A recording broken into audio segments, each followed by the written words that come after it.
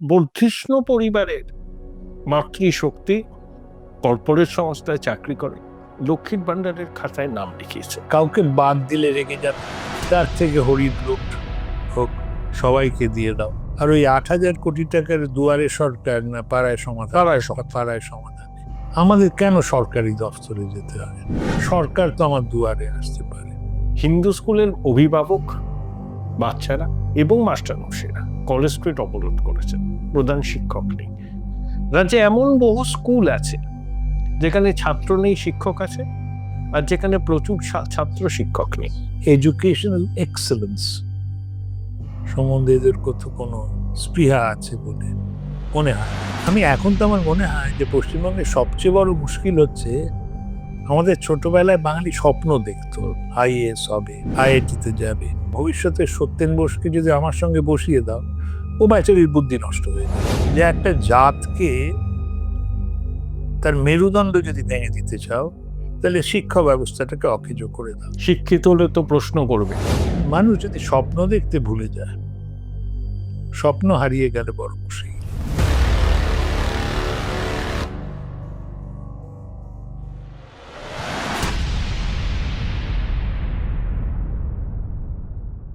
নমস্কার। আজকে আমার অতিথি হিসেবে যিনি আছেন তাকে আপনারা সবাই চেনেন, তবে একটা আনুষ্ঠানিক পরিচয় করিয়ে দেওয়া ভীষণ রকম দরকার।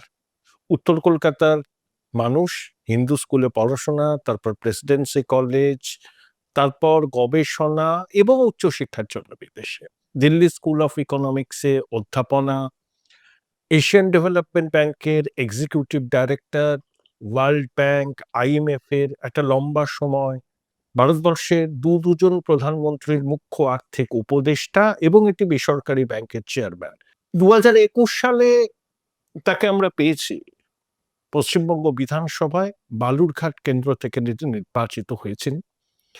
আজকে আমার অতিথি বিশিষ্ট অর্থনীতিবিদ, বিজেপির বিধায়ক ডক্টর অশোক লাহিড়ী।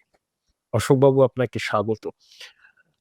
আপনার এই দীর্ঘ, এটাকে শৈলজানন্দ মুখোপাধ্যায়ের আত্মজীবনী আছে, যাত্রাপথের আনন্দগান। এই যে উত্তর কলকাতা হিন্দু স্কুল থেকে বালুরঘাট, ওই রবীন্দ্রনাথের গান আছে না, সব পথ এসে মিশে গেল শেষে তোমারও দুটি নয়নে। এটাই বোধহয় আপনার ক্ষেত্রে ভীষণ রকম অ্যাপ্রোপ্রিয়েট। আপনার কাছে হয়তো গুরুদায়িত্ব বর্তাবে কিছুদিনের মধ্যেই, হোপসো। তার আগে একদম রিয়েল তথ্য পরিসংখ্যানে চাই। পশ্চিমবঙ্গে বিধানসভায় সদ্য সমাপ্ত যে রাজ্য বাজেট, তাতে আমরা জানি সরকারই বলেছে 8 লক্ষ কোটি টাকার উপর দেনা রাজ্যবাসীর ঘাড়ে। আর যে শিশু ভূমিষ্ঠ হলো আজ রাতে, তার মাথায় 81,000 টাকার দেনা। আপনি একজন বিশিষ্ট অর্থনীতিবিদ, এই কঠিন সময়ে রাজ্যের খোললচে বদল করতে গেলে কি কি দাওয়াই দেওয়া প্রয়োজন বলে আপনার মনে হয়? একটা যেটা প্রথম কথা হচ্ছে, কারোর পিতৃদেব তার জন্য অনেক ঋণ রেখে দিতে পারে। আমরা শুনি না পিতৃঋণ শোধ করলেন। পিতৃঋণ যদি থাকে, তার সঙ্গে সঙ্গে যদি কিছু সম্পত্তিও থাকে, তাহলে আপত্তির কোনো কারণ নেই। তোমার পিতৃদেব তোমার জন্য যদি 1 কোটি টাকা রেখে যান আর 50 লক্ষ টাকা দিয়ে, না কোনো অসুবিধা নেই। তো এখন প্রশ্ন হচ্ছে, এই যে নতুন প্রজন্ম, যে শিশু জন্ম নিল, তার উপর যদি 80,000 টাকার একটা দেনা দেই, সেটা সঙ্গে সঙ্গে যদি শিল্প, উন্নত কৃষি, শিক্ষা ব্যবস্থা, স্বাস্থ্য ব্যবস্থা, পরিকাঠামো বা ইনফ্রাস্ট্রাকচার দিতে পারতাম, তাইলে সেটা অনৈতিক হতো না। কিন্তু প্রশ্নটা একটু অনৈতিক হয়ে যায়। কারোর পিতৃদেব যদি খালি রসগোল্লা সন্দেশ খেয়ে খালি দেনাটাই রেখে যায় ছেলেপুলের জন্য, তাহলে ছেলেপুলের একটু আক্ষেপ হতেই পারে যে খালি দেনাই দিলে, কিছু দিলে না। তো আমার আপত্তি হচ্ছে যে পশ্চিমবঙ্গে অনেক সময় আমার মনে হয় যে নতুন প্রজন্মকে আমরা দেনার ধারে দিয়ে যাব, ভার দিয়ে যাব, কোনো উন্নয়নের চিহ্ন রেখে যাব না। এইটি আপত্তি। কিন্তু গুরুদায়িত্ব তো আপনার কাছে পড়বেই, বা রোড ম্যাপ জানতে চাইবে মানুষ আপনার কাছ থেকে একজন অর্থনীতিবিদ হিসাবে। এই ভেঙে পড়া অর্থনীতিকে শুধরে আবার ঠিক ট্র্যাকে নিয়ে আসার জন্য কি কি পদক্ষেপ নেওয়া আপনার জরুরি মনে হয়? হয়তো কিছু কঠোর দাওয়াইও দরকার। নিশ্চয়ই প্রথম একটা বলি, সেটা খুব কোনো রকেট সায়েন্স নয়। অর্থনীতিতে একটা গোল্ডেন রুল আছে। গোল্ডেন রুলটা হচ্ছে, দেনা তুমি করতে পারো, কোনো অসুবিধা নেই, রসগোল্লা খাওয়ার জন্য দেনা করো না। বাড়ি বানাচ্ছ, রাস্তা বানাচ্ছ, তো গোল্ডেন রুলের মতলব স্থায়ী সম্পদ। এটা হচ্ছে যে রেভিনিউ অ্যাকাউন্টে খরচা করো না, যেটা ধার নেবে সেটা সম্পদ সৃষ্টি হবে। তো সেই গোল্ডেন রুল করতে এখন তো, যেমন পশ্চিমবঙ্গের একটা দেখছিলাম, যেহেতু fiscal responsibility budget management act আছে, কিন্তু অন্য কারুর আইন নয়, পশ্চিমবঙ্গ সরকারের আইন। তাতে ওদের ফিসক্যাল ডেফিসিট জিএসডিপি 3% বেশি হতে পারে না। আর সেখানে আমার মনে হয় এবার বাজেটে 2.07% রেভিনিউ ডেফিসিট হয়ে গেছে, কিংবা 2.05 কিংবা 0.3% আমার যতদূর মনে হয়। তাহলে কত রইল? 3% থেকে 2.03 যদি বাদ দাও, তোমার রইল মোটে 0.97%, 1%-এর কম। তো 1% যদি খালি মূলধনী খাতে ব্যয় হয়, তাহলে উন্নয়ন কোথার থেকে হবে? তুমি পার্শ্ববর্তী উড়িষ্যার প্রদেশের উড়িষ্যা সম্বন্ধে আমি খুব গর্বিত। উড়িষ্যা কি সুন্দর উন্নয়ন হচ্ছে। 2021-22 বোধ হয় ওদের মাথা পিছু আয় আমাদের থেকে এগিয়ে গেছে, এখনো এগিয়ে আছে। উড়িষ্যায় মূলধনী বিনিয়োগ কত জানো? জিএসডিপি 6%, আমাদের থেকে 6 গুণের বেশি। তো মূলধনী খাতে যদি পশ্চিমবঙ্গ সরকার কোনো পয়সাই খরচ না করে, তাহলে রাস্তাঘাট, সেচ ব্যবস্থা, জল নিকাশি ব্যবস্থা, তারপর ইনফ্রাস্ট্রাকচার, বন্দর, বন্যা নিয়ন্ত্রণ কোথা থেকে হবে? তো একটা হচ্ছে যে ওইটা কি করে হবে, কঠিন কাজ। কিন্তু এই যে আমাদের অভ্যেস হয়ে গেছে ঋণং কৃত্বা ঘৃতং পিবেত, সেটা বোধহয় চারবাকের পলিসির থেকে একটু দূরে আসতে হবে। এই কথা আমি কোনো সময় অস্বীকার করব না যে বহু দুর্গত লোক রয়েছে, তাদের এই দিতে হবে, অনুদান দিতে হবে, কিন্তু একটা সমন্বয় রাখতে হবে, তো একটা ভারসাম্য বজায় রাখতে হবে। আজকের জন্য কালকের কথাটা তো ভুলে গেলে চলবে না। ওয়েলফেয়ার স্টেটের তো ধারণাই এই বা লক্ষ্যই এই যে লাইনের শেষে দাঁড়ানো মানুষটাকে সহায়তা করা, সরকার তার পাশে থাকবে। আমাদের পশ্চিমবঙ্গ সরকার দাবি করে জন্ম থেকে মৃত্যু পর্যন্ত 100টা এরকম প্রকল্প আছে। এবং আমি দেখেছি ডক্টর লাহিড়ী যে বর্ধিষ্ণু পরিবারের মাতৃশক্তি কর্পোরেট সংস্থায় চাকরি করে, লক্ষ্মীর ভান্ডারের খাতায় নাম লিখিয়েছে। দেখেছি অনেক অনেক। এই যে সবার জন্য এই সমস্ত কর্মসূচি, এটা যদি একদম টার্গেটেড হতো, তাহলে কি বিষয়টা অনেক বেশি কার্যকরী হতো? এই টার্গেটেড ওয়েলফেয়ার স্কিম নিঃসন্দেহে ভালো, কিন্তু সমস্যা হচ্ছে টার্গেটিং করবে কি করে? 12 লাখ টাকার নিচে ইনকাম ট্যাক্স দিতে হয় না। আমি একটা ইনফর্মাল সেক্টরে কাজ করি, এটা তো আমি দিন প্রত্যেক দিন ফেস করি, কারণ আমার ইনকাম সার্টিফিকেট দিতে হয়।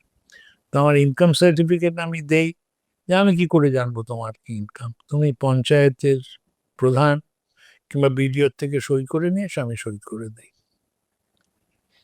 তো ওখানে মনে হয় না খুব ভালোভাবে এটা নিরীক্ষণ হয়। সুতরাং একটা সমস্যা ভুললে চলবে না, যে টার্গেটিং কঠিন। আর আমার কেমন মনে হয়, আমি মাননীয় মুখ্যমন্ত্রী মমতা বন্দ্যোপাধ্যায়, যার অনুপ্রেরণায় সব পশ্চিমবঙ্গে যা হচ্ছে, সব কারণ শৌচালয় হচ্ছে ওখানে ওর অনুপ্রেরণায়। তো উনি খুব বিচক্ষণ রাজনীতিবিদ। আমার কেমন ধারণা, উনি 24 ঘন্টা রাজনীতি করেন। সুতরাং ওর মাথার মধ্যে ঘুরছে পরবর্তী নির্বাচন। তো কাউকে বাদ দিলে রেগে যাবে, তার থেকে হরিদ লুট হোক, সবাইকে দিয়ে দাও। এ কথা তো অনস্বীকার্য যে শুধু দরিদ্র নারায়ণের সেবা হচ্ছে না, অনেক আমার তোমার মতো অত দরিদ্র নয়, তাদেরও কিছু সেবা হয়ে যাচ্ছে। কিন্তু সে কথা বলার সাথে সাথে এ কথাও বলবো যে এ একটা ওই টার্গেটিং এর সমস্যা আছে, যে জন্য ধরো ওই মনরেগার যেটা, ওইটা সেলফ সিলেকশন প্রসেস। তোমাকে যদি বলি অর্ক 500 টাকা দেবো, লাইনে দাঁড়াও, লাইনে দাঁড়িয়ে যাবে। তোমায় যদি বলি সকালে এসো, 8 ঘন্টা ঝুড়ি মাথায় নিয়ে মাটি ফেলতে হবে, তখনই উৎসাহ কমে যাবে। তো মনরেগায় যে কাজটা, ওটার কারণ হচ্ছে যাতে আমার তোমার মতো লোক লাইনে না দাঁড়ায়।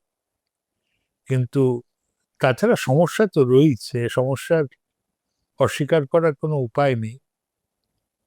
এবং সেটি তো চ্যালেঞ্জ, যে যারা প্রকৃতভাবে দুর্গত, বৃদ্ধ, দিব্যাঙ্গ, ছোট ছোট বাচ্চা রয়েছে, অনাথ, তাদের সাহায্য করা দরকার। কিন্তু একই সাথে দীর্ঘমেয়াদী উন্নয়নের জন্য মূলধনী খাতে ব্যয় করা দরকার। এই যে ভারসাম্যটা, এইটি হচ্ছে $1,000,000 কোয়েশ্চেন বা চ্যালেঞ্জ। ফিসকাল ডিসিপ্লিন ফিরিয়ে আনার জন্য কি কি করণীয় বলে আপনার মনে হয়? আপনি ধরুন আপনি দায়িত্বে কি কি করতেন? একটা যেটা দেখছি, একটা না, অনেকগুলো জিনিস দেখছি। একটা, আমাদের কনস্টিটিউশন, সংবিধান যারা বানিয়েছিলেন অত্যন্ত বিচক্ষণ আমাদের পূর্বপুরুষ। ওতে কতগুলো সিস্টেম ছিল। প্রথম হচ্ছে যে লেজিসলেচার বা বিধানসভা, কেন্দ্রে লোকসভা, রাজ্যসভা বাজেট অনুমোদন করবে, আমলা মন্ত্রীরা ওইটা ইমপ্লিমেন্ট করবেন, সেটা সিএজি অডিট করবে, সেই অডিট রিপোর্ট সংসদে কিংবা বিধানসভায় আসবে, সেখানে আলোচনা হবে। আমি জানি না, তুমি ছোট ছিলে হয়তো, আমাদের সময় জ্যোতির্ময় বসু ছিলেন পিএসসি চেয়ারম্যান, সিপিএম এর, ওয়াইডলি রেসপেক্টেড। জ্যোতির্ময় বাবু যখন মুখ খুলতেন সরকার কাঁপতো, যে কি ধরে ফেলেছে কে জানে। পিএসসির হতো, তারপর ওইটা হতো। এখন আমি 2-4টি তোমাকে উদাহরণ দিই। এই এখন যেটা করেছি, প্রথমত প্রথম এসে দেখলাম সিএজি রিপোর্টই নেই। বহুদিন সিএজি রিপোর্ট ছিল না। কেন নেই, কেন নেই? ওই সহযোগিতার অভাবে। তার ফলে কি হয়েছে, কে কি করেছে কিছুই জানতে পারবে না, কারণ অডিট রিপোর্টই যদি না থাকে। যেমন ইভেন কোম্পানিগুলোতেও, কোম্পানি সিএরা অডিট করে, অডিট করে সেটা বোর্ডে যায়, বোর্ড সেটা অ্যাপ্রুভ করে, তাতে অবজেকশন থাকে, তার উপর প্রশ্ন হয়। এখানে কিছুই হয় না। দ্বিতীয়ত, পিএসসি চেয়ারম্যান নিয়ে স্বর্গত মুকুল রায়, ওর সম্বন্ধে কিছু বলবো না। আমার খুব ইচ্ছে ছিল যে এই প্রদেশে ফিরেছি, অন্তত পিএসসি কিছু দেখে সে কেউ কিছু বলবো, সেই সুযোগই পেলাম না। তৃতীয়, তুমি বিবাহিত, তো তো স্ত্রী তোমার সংসার চালায়, তুমি তো খাও পরো ঘুরে বেড়াও। তো বললো যে আজকে 500 টাকা লাগবে। 500 টাকা, সেটা হচ্ছে বাজেট হলো, তুমি বাজেট অনুমোদন করে দিলে 500 টাকা। তারপর 5 দিন পরে স্ত্রী এসে বললো না, হয়নি, একটু বেশি খরচা হবে। তখন সাপ্লিমেন্টারি ডিমান্ড ফর গ্রান্টস, সেটা হলো, সেটা হয়েছে। ওইটাই বাজেট এস্টিমেট, রিভাইজড এস্টিমেট। দেখো, বাজেট এস্টিমেটের সঙ্গে রিভাইজড এস্টিমেটের কত তফাৎ। যেমন উত্তরবঙ্গ উন্নয়ন পরিষদের যে বাজেট ছিল, প্রত্যেক বছর সেটা হয়, যা বাজেটে দেখানো হয়, বাজেটে দেখিয়ে খুব হাততালি পাওয়া যায়, তাহলে উফ, কম হয়ে গেছে, কারণ অন্য জায়গায় বেশি খরচা হয়ে গেছে। সেখানেই শেষ নয়,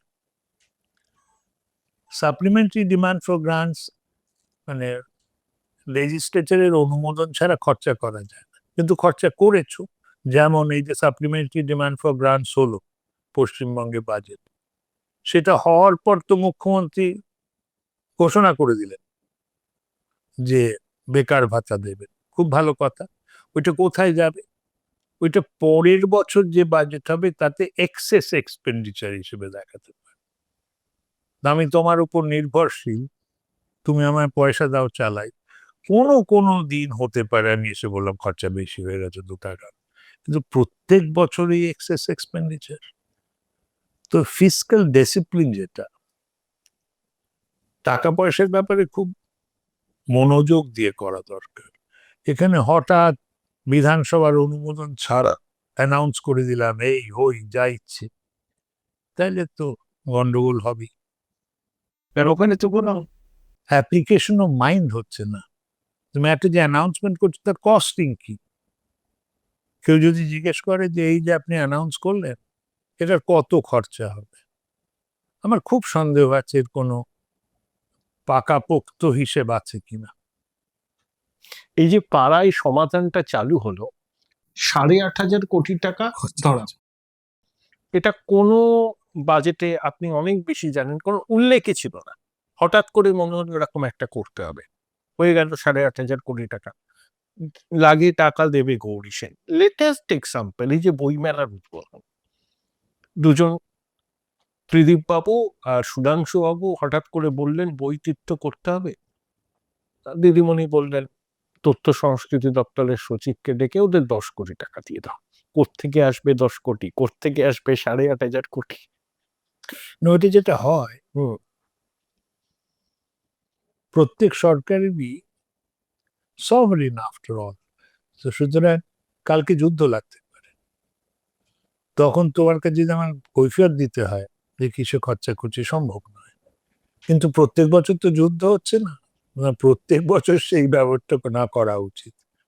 তো এখানে যেটা হয়, একটা বাজেট হেড থেকে আরেকটায় সরিয়ে দেয়, সেটা করে। কিন্তু সেটাও তো যুক্তিযুক্ত নয়, কারণ যদি ওই বাজেট হেডের প্রয়োজন না থাকতো তাহলে এনেছিলে কেন? আর ওই 8,000 কোটি টাকার দুয়ারে সরকার না পাড়ায় সমাধান, পাড়ায় সমাধান, ওইটা যেটা, আমি এটা অনেক সময় ভাবি যে আমাদের কেন সরকারি দফতরে যেতে হয়? সরকার তো আমার দুয়ারে আসতে পারে। এটার কারণ হচ্ছে, তুমি যে সকালে পাউরুটি কেনো, দোকানে গিয়ে কেনো তো, তুমি তো বলতে পারো পাউরুটিওয়ালা তোমার বাড়িতে এসে দিয়ে যাবে, হয়তো 50 পয়সা বেশি নেবে, ঠিক? তো অর্থনৈতিক কারণে বা ফিসক্যাল কারণে এটা করা হয় না। কিন্তু এখন তো বললাম, এখন ভোটের জন্য প্রাণ দিতে রাজি আছি। নির্বাচন বড় বালাই, তোমরা এগুলো বোঝো না।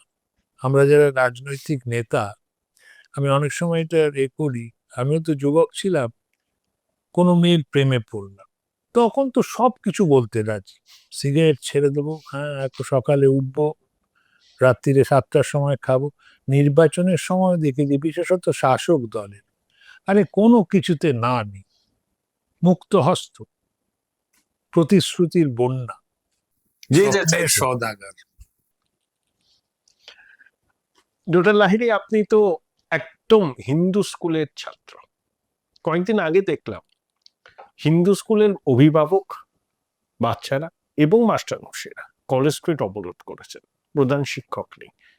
রাজ্যে এমন বহু স্কুল আছে যেখানে ছাত্র নেই, শিক্ষক আছে, আর যেখানে প্রচুর ছাত্র, শিক্ষক নেই।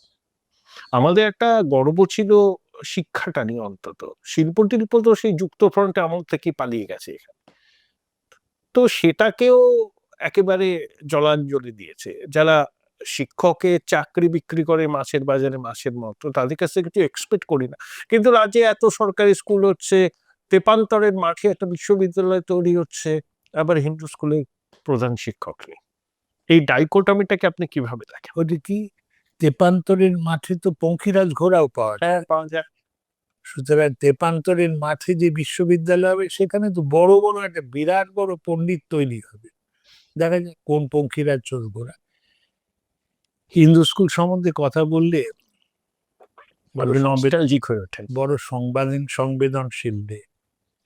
একটা যে কোনো ভালো আহ, শিক্ষা প্রতিষ্ঠানে একটা যে ভালো মাস্টার, একটা ভালো ছাত্র, পিয়ার গ্রুপ। অনেকে বলে আইআইটিতে একটা ছেলে কিংবা মেয়ে যায়, ওগুলো তো সব সারা যে কি, যেই না কি আছে, যেই মেন্স যে ওইটায় পরীক্ষা দিয়ে সব সোনার টুকরো ছেলে মেয়ে গেছে। ওদের সঙ্গে মিশলে তো আমারও বুদ্ধি বেড়ে যেত।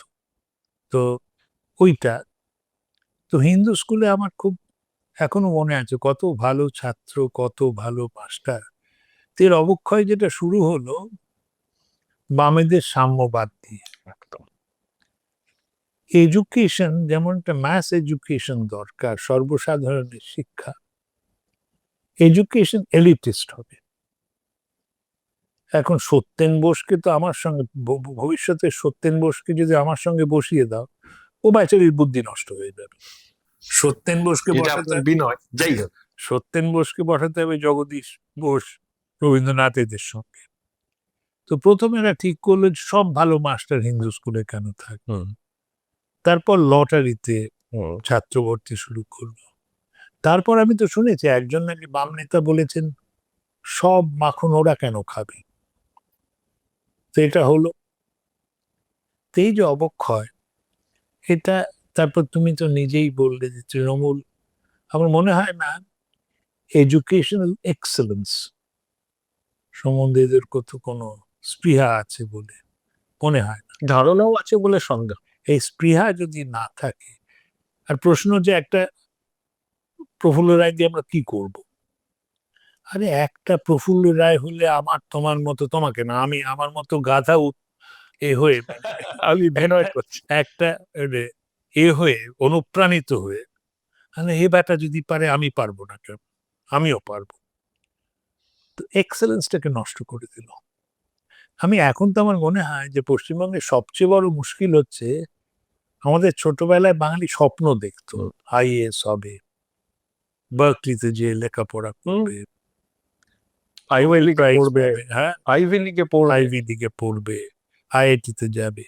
এখন আমাদের এই করে করে মানে মেরুদণ্ড এমন ভাবে ভেঙে দিয়েছে যে এখন এরা চিন্তা করে যে কোন রকমে যদি একটা লোয়ার ডিভিশন ক্লার্কের চাকরি পায়, সিভিকের চাকরি পায়, 1500 টাকা বেকার ভাতা পায়।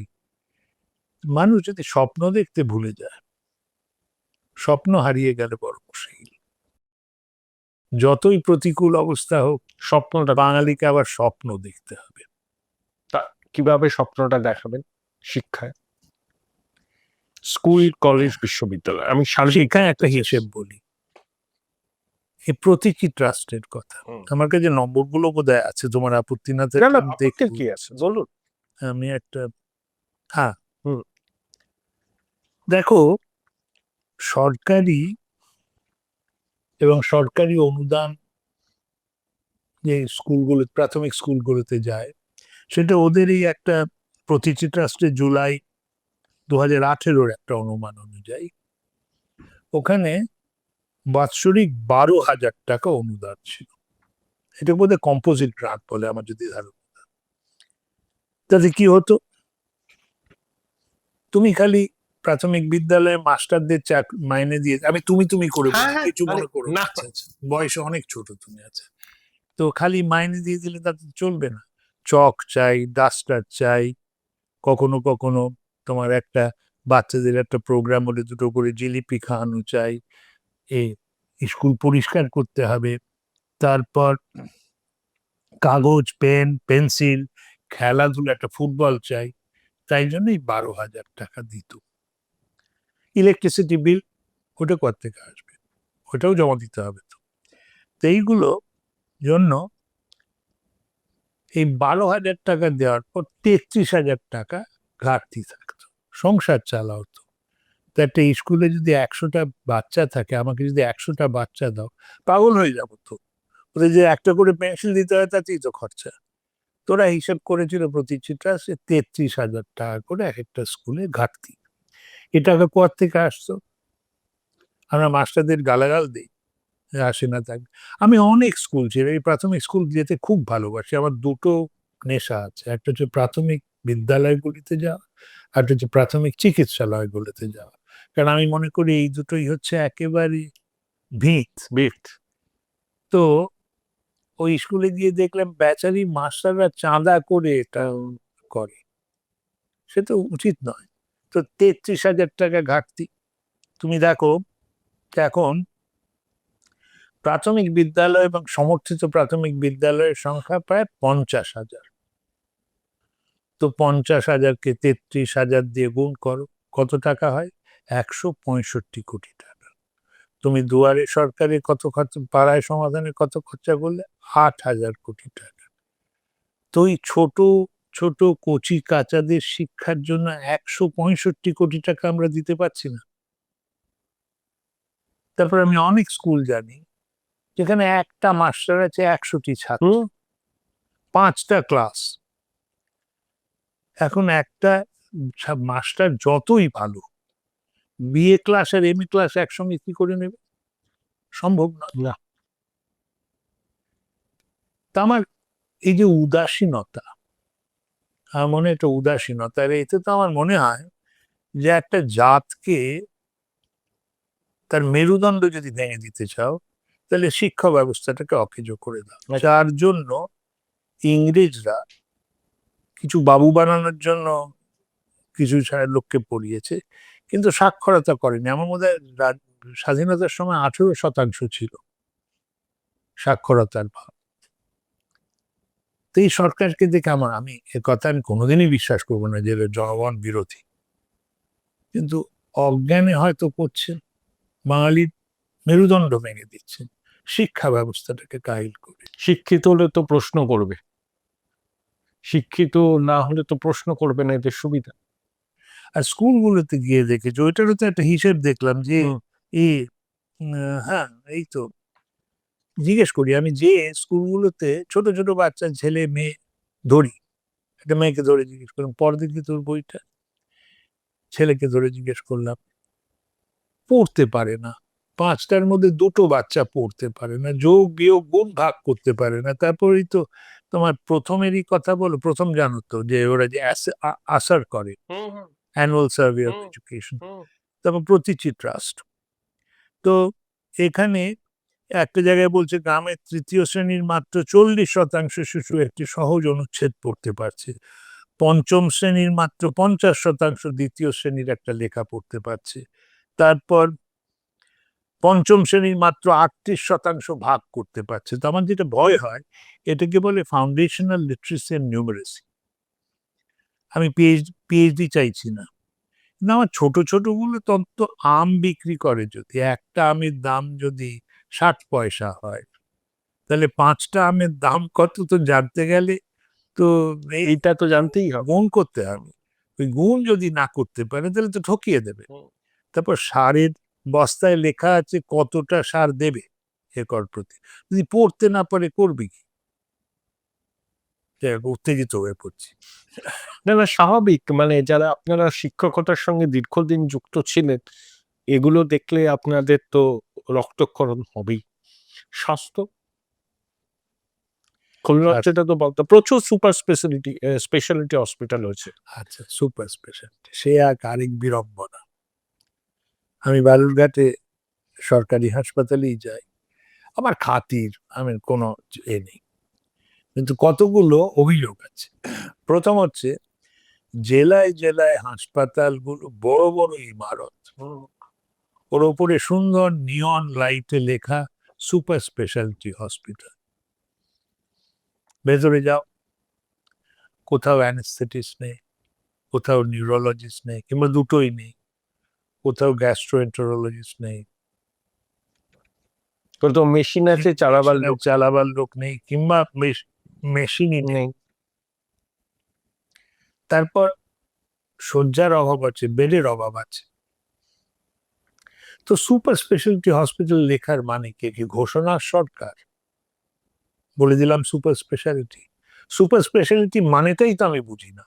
আমার মতো একটা সাধারণ লোক স্পেশালিটি বুঝি কতগুলো নাম, কিন্তু অঙ্কোলজিস্ট, তারপর সে কি বলে নানা রকম সার্জিক্যাল অঙ্কোলজিস্ট, মেডিকেল অঙ্কোলজিস্ট, জানি না আমি কিছু। সুপার স্পেশালিটি হাসপাতালের থেকেও আমি চিন্তিত প্রাইমারি হেলথ সেন্টার নিয়ে। কারণ আমরা খুব চিন্তিত হই, আমরা ভাগ্যবান লোক, পয়সা কড়ি আছে, আমরা মরি ক্যান্সারে, হার্ট অ্যাটাকে, কোনো নিউরোলজিক্যাল প্রবলেমে। সাধারণ মানুষ মরে সাপের কামড়ে, পেট খারাপ হয়ে, জ্বর জারিতে, অ্যানিমিয়ায়, ব্লাড প্রেশারে। এর জন্য সুপার স্পেশালিটি দরকার নেই, এর জন্য দরকার প্রাইমারি হেলথ সেন্টার। তো প্রাইমারি হেলথ সেন্টারগুলো আমার বিশেষ উৎসাহ। প্রাইমারি হেলথ সেন্টারগুলোর যে এসওপি আছে, তাতে ওটা 24 ঘন্টা খোলা থাকা দরকার। তোমার অসুখ তো খালি দিনের বেলা হয় না, রাত্রিরেও হতে পারে। একটা মেয়ের প্রসব বেদনা তো রাত্রিরে উঠতে পারে, একটা লোককে সাপে কামড়াতে পারে রাত্রিরে। আর কিচ্ছু দরকার নেই ওখানে, এমডি এমএস কোনো প্রয়োজন নেই। একটা এমবিবিএস ডাক্তার, ইয়াং ছোকরা, ওই আমাকে সাপে কাটলে বলবে কিচ্ছু চিন্তা করবেন না, এই ইঞ্জেকশন নিন, ঠিক হয়ে যাবে। পেটের রোগ হয়েছে, এই গুলি খান, ঠিক হয়ে যাবে। প্রাইমারি হেলথ সেন্টারগুলোর মাস ডাক্তার নেই, নোংরা হয়ে পড়ে রয়েছে, প্রসব কক্ষ নেই, 24 ঘন্টা পরিষেবা তো ছেড়েই দাও, ডাক্তার নেই। আমি একটা প্রাইমারি হেলথ সেন্টারে গেলাম, বললাম ডাক্তার আছে? বললো হ্যাঁ ডাক্তার আছে। দেখলাম খুব ভালো দুজন, একজন হোমিওপ্যাথ, একজন আয়ুর্বেদ। আমার কোনো আপত্তি নেই, হোমিওপ্যাথ আয়ুর্বেদ খুব ভালো। কিন্তু কতজন মন্ত্রী অসুখ করলে আয়ুর্বেদ এবং হোমিওপ্যাথের কাছে যান? ওদের তো অ্যালোপ্যাথের একটা বিকল্প থাকে। তা আমার গ্রামে হিলি অঞ্চলে এতে একটা পিএইচসিতে কেন শুধু হোমিওপ্যাথ আর আয়ুর্বেদ থাকবে? এইটা আমার কেমন মনে হয় রাজনীতিতে নিষ্ঠার অভাব হচ্ছে। তো বিবেকানন্দকে তো খুঁজে পাওয়া যাবে না। এখন যদি মনে করি আমরা বিবেকানন্দ এসে এমএলএ হবে, বিবেকানন্দ এমএলএ হবে না। কিন্তু তবু আমরা যেটা করি সেটা অন্তত সাম অ্যামাউন্ট অফ সিনসিয়ারিটি, এবং খুশি হতে হবে যে জনতার কিছু করতে পারলাম। বড় কঠিন কাজ, কঠিন কাজ কিন্তু অসম্ভব নয়। অসম্ভব মোটে। কারণ অসম্ভব হলে তো অন্য দেশগুলো হয়েছে কি করে? ঠিক।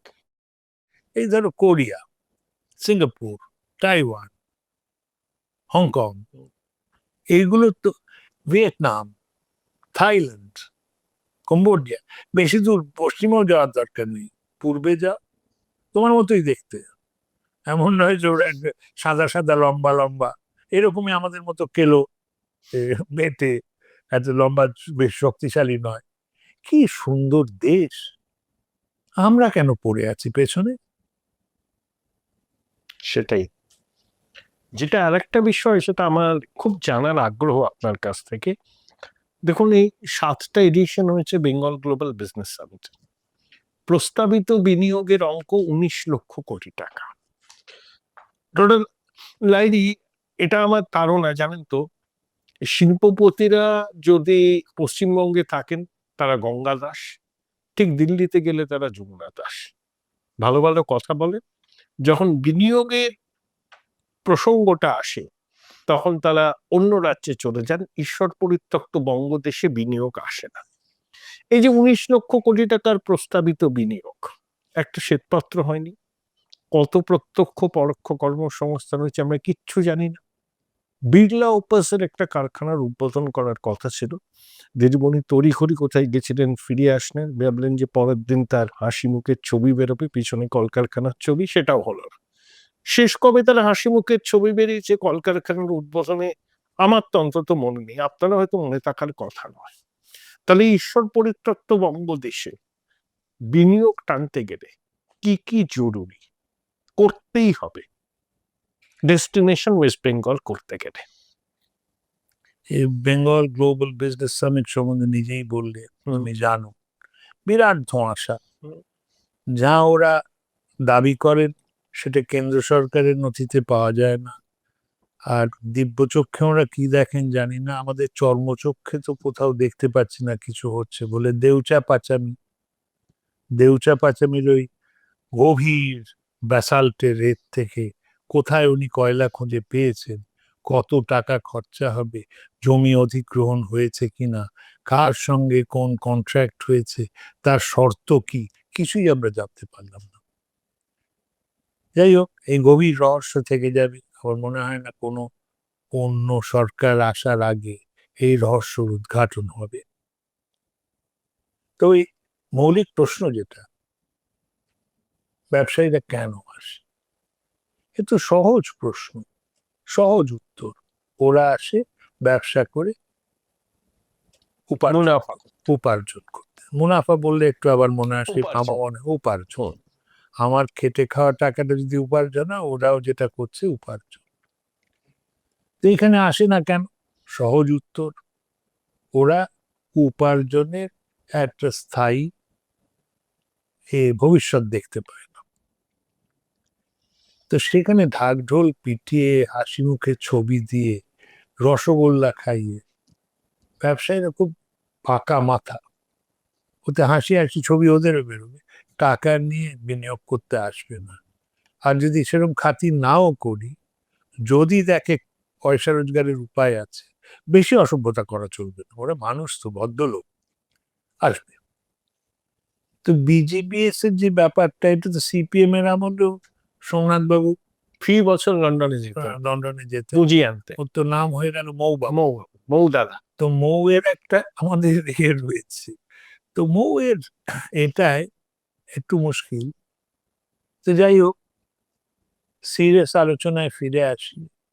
আমার তো তাহলে তিনটে জিনিস মনে হয়। একটা হচ্ছে, এ কথা তো নিশ্চয়ই সত্য যে দেশ ভাগ হওয়ার পর এখানে আমরা সব আমি উদ্বাস্তু নই, আমি কলকাতার ছেলে, আমার পূর্বপুরুষ, ঢেউয়ে ঢেউয়ে এলো বাঙালরা, কলকাতা একেবারে ভরে গেল, জনঘনত্ব বেড়ে গেল, সব রিফিউজি কলোনি তৈরি হয়ে গেল।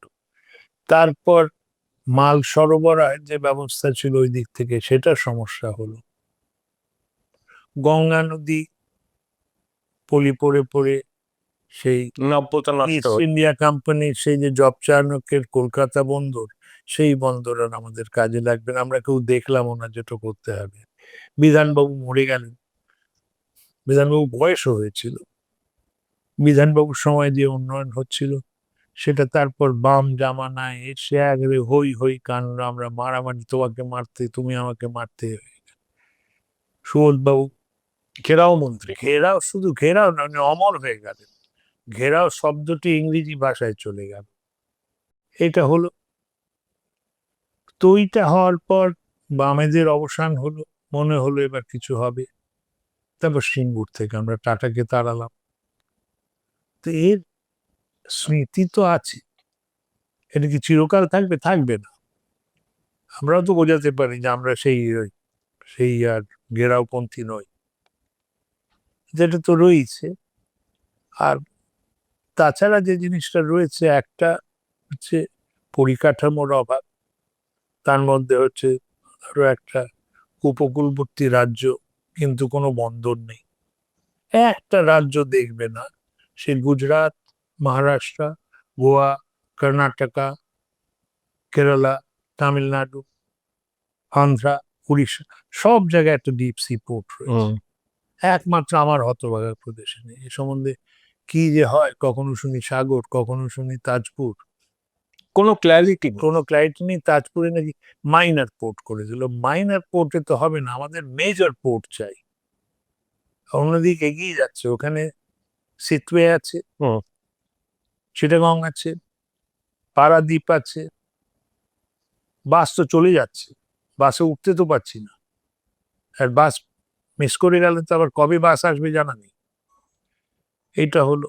তারপর রাস্তাঘাট ধরো, আমি এটা বলে বলে বলে লোকের কান পচে গেল, যে হায়দ্রাবাদ থেকে ব্যাঙ্গালোর কিংবা বম্বে থেকে আহমেদাবাদ, রাস্তা কি দেখে মনে হয় জার্মানির অটোবানে চড়ছি। আমি এই তো বলে এলাম। আচ্ছা, তো এখানে যদি আমি এখান থেকে NH 34 34 ওইটায় চড়ি, বারাসত আর মধ্যমগ্রামে ঢুকে তো মনে হবে কোথায় চলে এসছি। Up to Amdanga. তো সাগর থেকে পাহাড় অব্দি যদি একটা সুগম পরিবহন ব্যবস্থা না হয়, এটা আমার তোমার আরামের জন্য না। ধরো 4 ঘন্টা যদি বেশি লাগে এটা যেতে, আর 1 লক্ষ লোক যদি রোজ যাতায়াত করে, তার মানে 4 লক্ষ আওয়ার্স। অভাগা বাঙালি তুমি লাগাও 10 টাকা করে ঘন্টাই লাগাও, 4 লক্ষ ইন্টু 10 মানে কত হলো? হুম। অনেক হয়ে গেল। 40 লক্ষ টাকা দিনে, প্রত্যেক মাসে 12 কোটি টাকা, 12 মাসে 144। 144, ওতে তো ওই 165 কোটি টাকা যেটা বলছি ওই প্রাথমিকে প্রাথমিকের জন্য সেটা হয়ে যাবে। তারপর জিনিসপত্র আনা, ইন টাইম ডেলিভারি। আমি ওখান থেকে বলেছি যে মালদার থেকে আম পাঠা। আম তো আমি পরশুদিন পাঠাতে বলিনি, আমি আম আজকে পাঠাতে বলেছি, মানে আজকে সন্ধ্যাবেলা আমার চাই। ওইটাতে আবার খরচা আছে। তো পরিকাঠামোর উপর কোনো চাপ দিল না। পরিকাঠামো খালি ওই ত্রিশঙ্কু লাইট ভালো লাগে দেখতে, খারাপ লাগে না। ত্রিফলা। ত্রিফলা লাইট ভালো। এই যে চিংড়িঘাটার ওই একটা সামান্য পোর্শনের জন্য নিউ গড়িয়া এয়ারপোর্ট মেট্রোর কাজটা থমকে গেছে। এরা এসএলপি দাখিল করেছে আদালতে। ভাবুন, মানে কোনো ধ্যান ধারণাই নেই যে মাস ট্রান্সপোর্টেশন কতটা গুরুত্বপূর্ণ সবকিছুর ক্ষেত্রে, বিনিয়োগ আবার সেই হিসেব শিল্পায়নের ক্ষেত্রে। যে কত ঘন্টা ম্যান আওয়ার্স নষ্ট হচ্ছে। আর প্লাস আরেকটা হচ্ছে, এটা আমি অনেকটা বলি, প্রজেক্ট যে চালু করবে, হুম। তুমি আমাকে তোমার কনসালটেন্ট লাগালে, তাহলে 3টে বাড়ি বানাও, তুমি 3টে বাড়ি চালু করে দিলে, তারপর 1 বছর পরে এসে বলে টাকা তো আর নেই, 3টে বাড়ি আটকে রইল। তোমার যদি বুদ্ধি থাকতো তুমি একটা বাড়ি শুরু করতে, ওইটা শেষ করো, আর ওইটা ভাড়া দিয়ে দাও, তারপর আরেকটা শুরু করো। হুম। কিন্তু আমাদের শিলান্যাস করতে হবে না, শিলান্যাস আগেই করে দিলাম, তারপর উদ্ঘাটন কবে হবে ভগবান জানে। বিজনেসম্যানদের অ্যানিমেল স্পিরিটের কি অভাব আছে? অন্তত পশ্চিমবঙ্গের ক্ষেত্রে। এটা খুব সেন্সিটিভ প্রশ্ন। একটা তো ঠিকই, বাঙালির ডেমনস্ট্রেটেড সাকসেস হুম। কম। হুম। তো সেটা সোশিওলজিস্টরা বলতে পারবে, কিন্তু আমার ধারণা এই বাঙালি তো যখনই ওই পশ্চিমবঙ্গ ছেড়ে চলে যায়, ভেরি সাকসেসফুল Yes. পিপল, কত বাঙালি রয়েছে। আর বাঙালি, এটাও আমি বলি, আমি মারোয়ারিদের বলি, কিসের মারোয়ারি, 4 বংশ হয়ে গেল, 4 পুরুষ হয়ে গেল, তো অনেক বড় বড় বিড়লা বলো, না আমার বলবো না, এরা শুধু বাঙালি অফ মারোয়ারি অরিজিন, হুম। এরা তো বাইরে গিয়ে ভালো করছে। তো আমার কেন মনে হয় যে এনভায়রনমেন্টের প্রবলেম, এনভায়রনমেন্টটা পাল্টে দিলেই এ হবে, সব উন্নতি হবে। তবে আরেকটা জিনিস আছে, আমাদের টাকার প্রতি, জানি না এটা হিডেন হিংসে কিনা, যেই কেউ পয়সা বানায় তখনই আমার ধারণা হুম। চোর চোর চোর, হুম। হুম। ওয়েলথ লিডারদের ঘৃণা করে বা ঘৃণা করে। ওইটি ব্রাহ্মণ্যবাদ। তো এ অত্যন্ত কঠিন এতে যাচ্ছি, বিষয়ে চলে যাচ্ছে, এটা অনধিকার চর্চা হবে, সোশ্যালজিস্ট আবার মাথা কেটে দেবে, এটা ঠিক নয়। তবে ওই তো কথা তো বলতেই হবে যে চাঁদ সওদাগরের বাংলা, বিজয় সিংহের বাংলা, এখন বাংলাতে তো খুব বেশি দেখি না ব্যবসায়। পাল্টাবে পাল্টাবে। আপনাদের রোডম্যাপটা কি হবে ইন্ডাস্ট্রিকে টানতে, শিল্পপতিদের কনফিডেন্স বিল্ড আপ করবার জন্য? কি কি পদক্ষেপ নিতে পারেন আপনারা বা আপনার মনে আছে উচিত নেওয়া? না, ওটা তো খুব, আমি ডিটেলসে যাব না। হুম। শিক্ষা, স্বাস্থ্য, পরিকাঠামো, আইনের শাসন, দুর্নীতিমুক্ত, এটা করলেই অনেকটা হয়ে যাবে। তারপর ডিটেলসে তুমি সংকল্পপত্রের অপেক্ষা করো। হ্যাঁ, সেটা তো পেয়েই যাব। আমার একটা, মানে এটা একদম আমার ব্যক্তিগত ধারণা, আমি জাস্ট আপনার সঙ্গে শেয়ার করছি, আপনি সহমত হবেন কিনা জানি না। পশ্চিমবঙ্গে প্রথম বেসরকারি ইঞ্জিনিয়ারিং কলেজ হয় 1997 বা 98 সম্ভবত, 1818 বেসরকারি ইঞ্জিনিয়ারিং, বেসরকারি, আচ্ছা। HIT, Haldia institute of technology. বামেরা বেসরকারি বিশ্ববিদ্যালয়ের বিরোধী ছিল, বেসরকারি ইঞ্জিনিয়ারিং কলেজ তো হয়নি। তখন মহারাষ্ট্র, অন্ধ্রপ্রদেশ, কর্ণাটক এবং তামিলনাড়ু প্রচুর বেসরকারি ইঞ্জিনিয়ারিং কলেজ তৈরি করলো। এখানকার ছেলেরা চলে গেল। জয়েন্টে ছিল 1600 সিট আর মেডিকেলে ছিল 1200 সিট।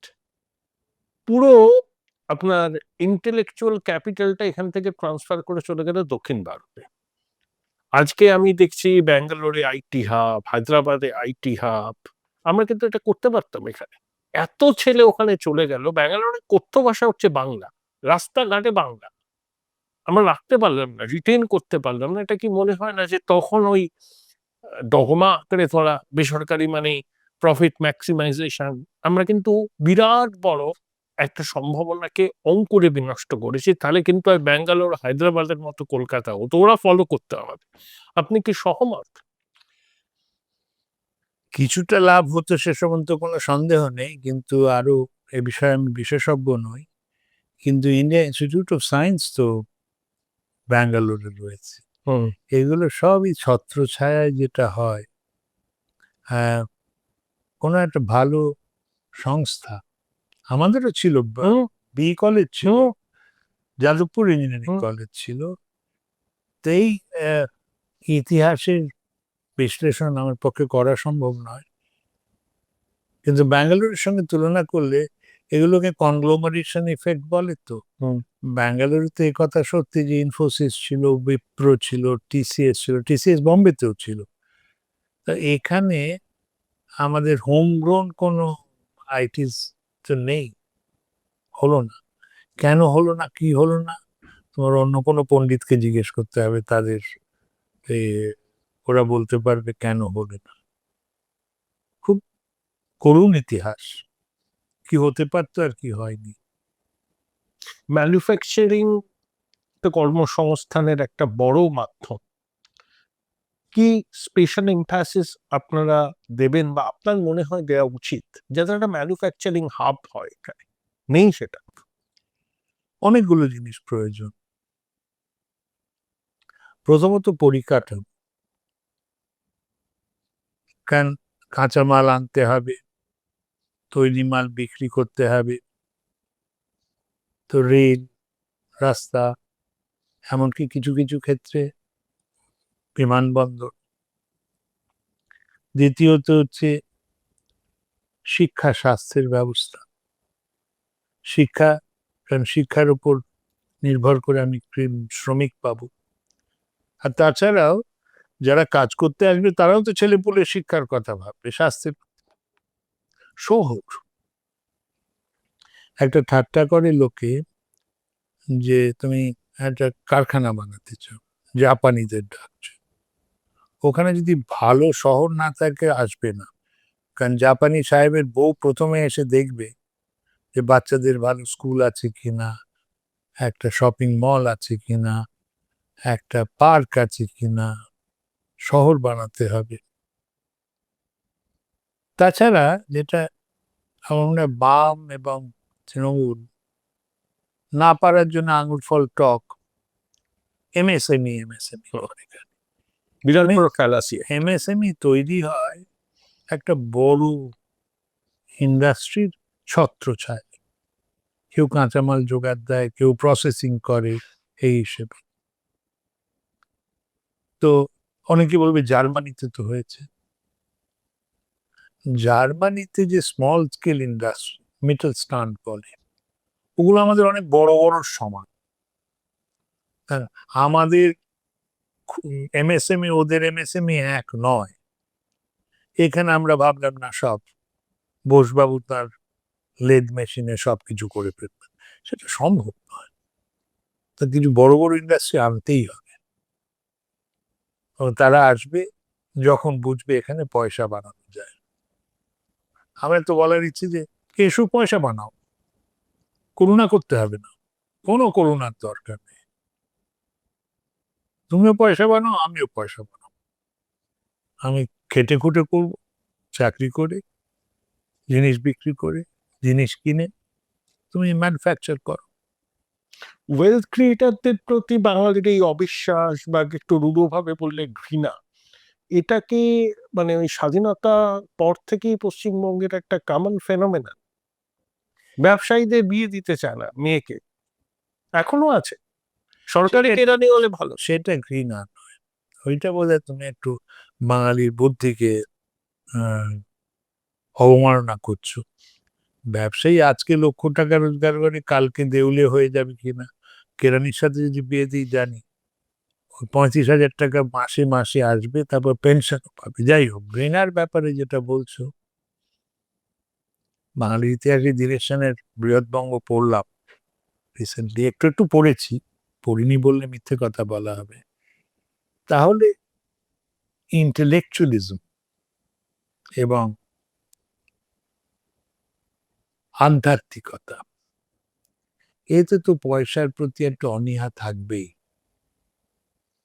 মন্দির বানাবার সময় বড় লোকের কাছে যাব, যে দাও পয়সা, কিন্তু পয়সা নিয়েই তারপরে ও বানিয়া বৈশ্য, আমি ব্রাহ্মণ, ওটা তো থাকবেই।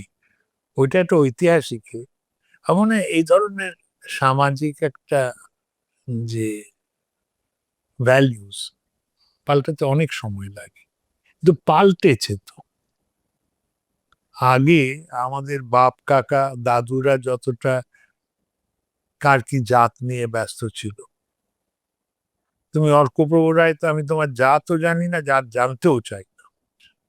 এখন ছেলে মেয়ে বিয়ে করছে, কোনো দেখছে কে যে কাকে বিয়ে করছে, বাপ মারও কে নেই। সুতরাং ভ্যালিউস চেঞ্জ, সামাজিক চেঞ্জ হচ্ছে। তাহলে একটা ইনগ্রেন রয়ে গেছে, কোনো বাপ মাকে যদি জিজ্ঞেস করো কি চাও, ছেলে পিএইচডি করুক না 50 লাখ টাকার মালিক হোক, মানে কিছু বাঙালি বলবে পিএইচডি হোক, 50 লাখ টাকার দরকার নেই। ওই সম্পদকে শ্রদ্ধা, হয়তো ঘৃণাটা গেছে, শ্রদ্ধা এখনো বেশি তৈরি হয়নি। কিন্তু ডক্টর লাহিড়ী, এই বাংলাতেই দেশভাগের আগে ইংরেজ আমলে প্রিন্স দ্বারকানাথ ঠাকুর ছিলেন, রামদুলাল সরকার ছিলেন, তারপরে সেটা বীরেন বাহাদুর স্বাধীনতার সেনের, বহু আগে, হ্যাঁ, সেটা জাহাজের ব্যবসা করে ফেললেন দ্বারকানাথ বাবু, কিন্তু কোনো ব্যবসাতেই টেকেনি। কিন্তু টেকেনি। দ্বারকানাথ ঠাকুরই বলো, রামদুলাল সরকারই বলো, এক দুই জনের কোনো রসচাইল্ড পশ্চিমবঙ্গে হয়নি। দেখা যায় না। ঠিক। কারণ আমি আর কার নিন্দে করবো, আমার নিজেরই তো ওই বাঙালিকে যদি জিজ্ঞেস করো কি করবি, পয়সা, তারপর তারপর আরাম করে বসবো, মানে পয়সা করে যে ব্যবসা হবে, তারপর আরো পয়সা করবো। ওই যে ওয়েবারের আছে না প্রোটেস্ট্যান্ট এথিক, পয়সা বানাচ্ছ, ম্যাক্স ওয়েবার। ম্যাক্স ওয়েবার, পয়সা বানাচ্ছ আরো দুটো রসগোল্লা খাবে বলে না, রসগোল্লা যথেষ্ট খাচ্ছ, পয়সা বানাচ্ছি পয়সা আছে বলে, সুযোগ আছে করছি।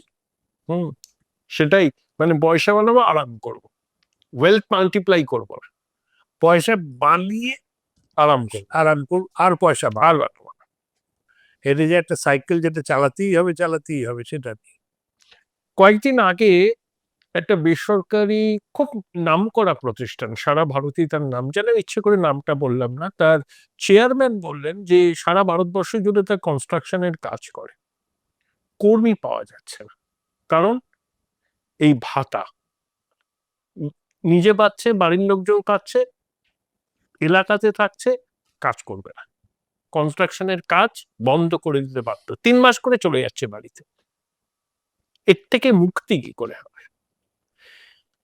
কিছু লেবার ইকোনমিস্টরা মনে করে যে এই ভাতা, ওটা অ্যাট দি মার্জিন ইনসেনটিভ নষ্ট করে। কিন্তু আমার কেমন ধারণা যে শুধু 1500 টাকা যেহেতু, এটা একটা তৃণমূলের একজন নেতা তো বলেই দিয়েছে যে এতে তো সংসার চলবে না, একটা পান বিড়ি গুটকা খাওয়ার পয়সা হলো। তা মনে হয় না 1500 টাকা পাচ্ছে বলে লোকে চাকরি চাকরি ছেড়ে দিয়ে সব বসে যাবে বাড়িতে। একদিন মার্জিন তো ইফেক্ট হবেই, কিন্তু তার থেকেও বেশি যেটা হচ্ছে যে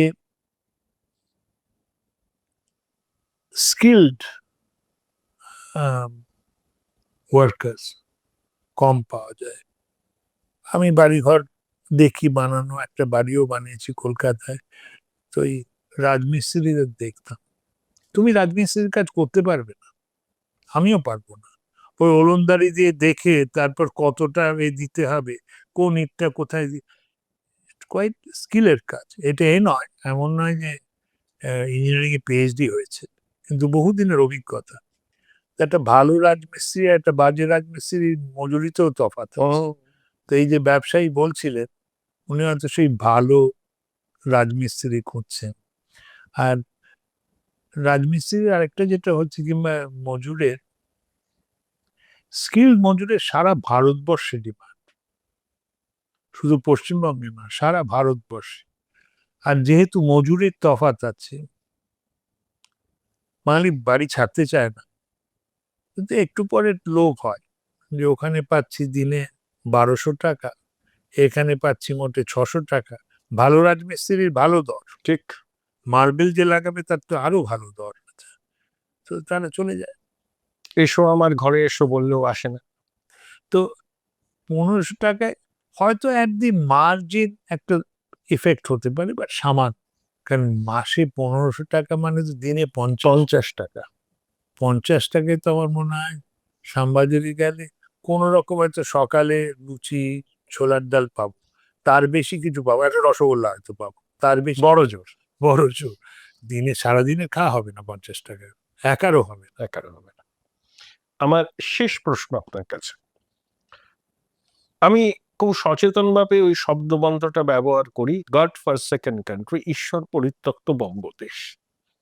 তাহলে এই উপমা থেকে পশ্চিমবঙ্গকে মুক্ত করতে হলে আপনার প্রেসক্রিপশন কি? না, ঈশ্বর পরিত্যক্ত, এইখানে জন্ম নিয়েছে। আমি ভাবি অনেক সময় যে কি করে জন্ম নিল রামকৃষ্ণ, বিবেকানন্দ, চৈতন্য। চৈতন্য তো মানে একটা বিশাল ব্যাপার। কালকে না, চৈতন্য আন্দোলন। হ্যাঁ, চৈতন্য বোধহয় কাল না পরশু ওর ছিল, জন্মদিন ছিল।